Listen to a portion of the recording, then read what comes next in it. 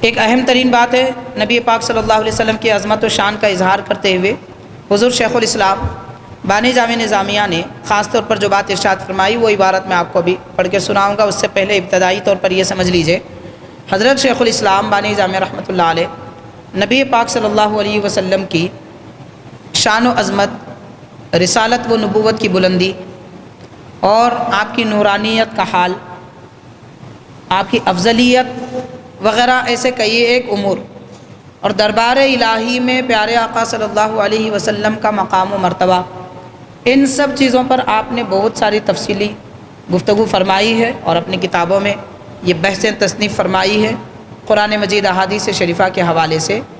ایک حضور پاک صلی اللہ علیہ وسلم کی جو شان ہے وہ شان رسالت ہے، یعنی پیارے آقا صلی اللہ علیہ وسلم نبی ہیں، پیارے آقا صلی اللہ علیہ وسلم رسول ہیں، اللہ تعالیٰ نے آپ کو نبی و رسول بنا کر بھیجا۔ حاضرین، نبوت و رسالت یہ کیا ہوتی ہے؟ کس کو کہتے ہیں نبی اور رسول؟ آسان انداز میں حضرت شیخ الاسلام رحمۃ اللہ علیہ یہ ارشاد فرماتے ہیں کہ رسالت کی شان بفضلہ تعالی نصوص و احادیث سے ثابت ہو گئی۔ اس سے پہلے آپ نے سرکار کی رسالت کے متعلق آیتیں حدیثیں بیان فرمائی، اس کا ذکر فرما رہے ہیں، مگر یہ معلوم نہیں ہوا کہ ہمارے عالم کی اصطلاح کے موافق اس کو کیا سمجھنا چاہیے۔ نبی پاک صلی اللہ علیہ وسلم رسول ہیں، نبی ہیں، قرآن مجید میں تفصیلات جو آئی تھی وہ بیان فرما دیا، حضرت فرما رہے ہیں، لیکن یہ بھی معلوم نہیں ہوا کہ ہماری دنیا میں سمجھنے کے لیے ہم کیسے سمجھیں کہ رسالت کس کو کہتے ہیں، نبوت کس کو کہتے ہیں، اس کی کوئی مثال ہونی چاہیے۔ تو فرماتے ہیں احادیث پر غور کرنے سے معلوم ہوتا ہے کہ جس طرح ہمارے عالم میں بادشاہ ہوتا ہے، اس دنیا میں جیسے کوئی بادشاہ ہوتا ہے، کوئی ایک بڑی سلطنت کا بادشاہ یعنی پوری مملکت کا بادشاہ، اور کوئی اس کی ریاستوں کا بادشاہ، کوئی محلے کا بادشاہ، اب اس کے علیحدہ علیحدہ نام ہوتے ہیں جو بھی ہے۔ تو فرما رہے ہیں کہ جس طرح ہمارے اس عالم میں بادشاہ ہوتا ہے، عالم روحانی میں رسالت ایک بادشاہت ہے، یعنی یہ جسمانی عالم میں یہ بادشاہت ہے تو روحانی عالم میں رسالت ایک بادشاہت ہے، اور اس میں کئی بادشاہ گزرے، رسالت اور روحانیت میں کئی بادشاہ گزرے، حضرت آدم علیہ السلام سے عیسیٰ علیہ السلام تک، وہ سب بادشاہ ہیں، لیکن ان بادشاہوں کے بادشاہ نبی پاک رحمۃ للعالمین صلی اللہ علیہ وسلم ہیں۔ سارے جہاں کی بادشاہت اللہ نے آپ کو عطا فرمائی۔ پھر اس کے بعد حضرت فرماتے ہیں شیخ الاسلام رحمۃ اللہ علیہ، یہ ہم اپنی طرف سے نہیں کہتے، یعنی رسالت روحانی عالم کی بادشاہت ہے۔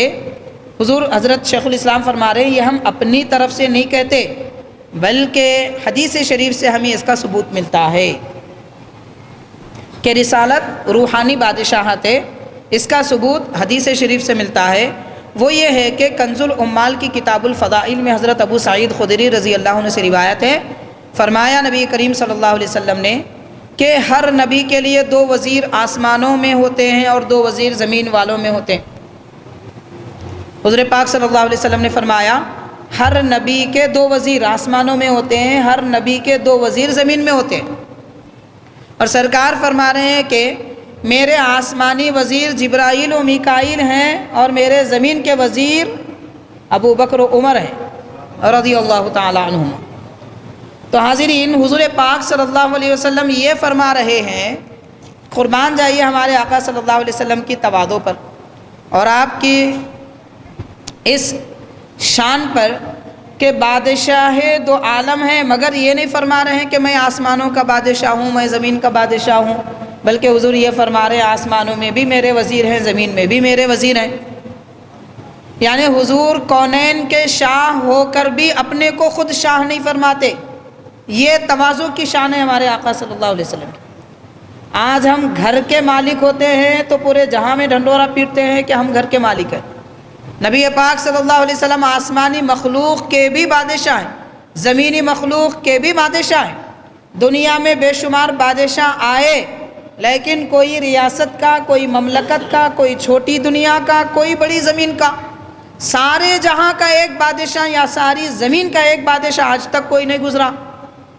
دنیا میں 2 بادشاہ ایسے آئے جو ساری زمین پر حکومت کرنا چاہے لیکن نہیں کر سکے، نہیں کر سکے حضرت ذوالقرنین اور عالمگیر اورنگزیب، یہ دو حضرات ایسے ہیں جو پوری زمین پر حکومت کرنا چاہے مگر نہیں کر سکے دونوں بھی. تو پوری زمین کا ایک بادشاہ بھی آج تک دنیا میں کوئی نہیں گزرا. لیکن ہمارے آقا صلی اللہ علیہ وسلم کی شان ایسی ہے کہ زمین کے بھی بادشاہ ہیں، آسمانوں کے بھی بادشاہ ہیں. زمین آسمان کے جب ہیں تو سارے جہاں کے ہیں، لیکن اتنی بڑی سلطنت کے باوجود ایسے شاہ دو جہاں ہو کر بھی حضور پاک صلی اللہ علیہ وسلم یہ نہیں فرما رہے ہیں کہ میں بادشاہ ہوں، بلکہ حضور یہ فرما رہے ہیں کہ میرے وزیر آسمانوں میں ہیں، میرے وزیر زمین میں ہیں. یعنی سرکار شاہ ہو کر بھی اپنے وزیروں کی شان بیان فرما رہے ہیں. دیکھو میرے وزیر کون ہیں؟ آسمانوں میں جبرائیل و میکال ہے، اور زمین میں ابو بکر و عمر ہیں رضی اللہ تعالی عنہم اجمعین. تو بہرحال حاضرین، یہ نبی پاک صلی اللہ علیہ وسلم کی شان رسالت ہے. جب اتنی بات ہم سمجھ چکے ہیں، سن چکے ہیں، تو ایک اہم بات میں عرض کروں گا. حاضرین آپ غور کیجئے. اس سے پہلے میں نے بات عرض کرتی، اس کو سامنے رکھتے ہوئے عرض کروں گا. دیکھیے کہ ایک بڑے بزرگ ہیں، وہ اپنے کام میں مصروف تھے.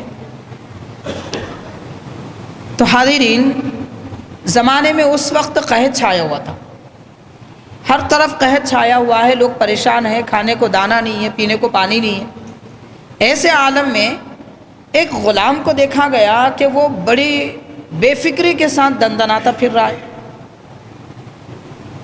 بڑی بے فکری کے ساتھ پھر رہا ہے. تو یہ بزرگ نے اس سے پوچھا کہ میاں سارا زمانہ پریشان ہے قحط سالی کی وجہ سے، اور تم بڑے خوش نظر آ رہے ہیں، بے فکرے ہو. تو اس نے کہا کہ حضرت میں کیوں فکر کروں، میں وہ فلاں آدمی جو ہے وہ ایک بستی کا مالک ہے.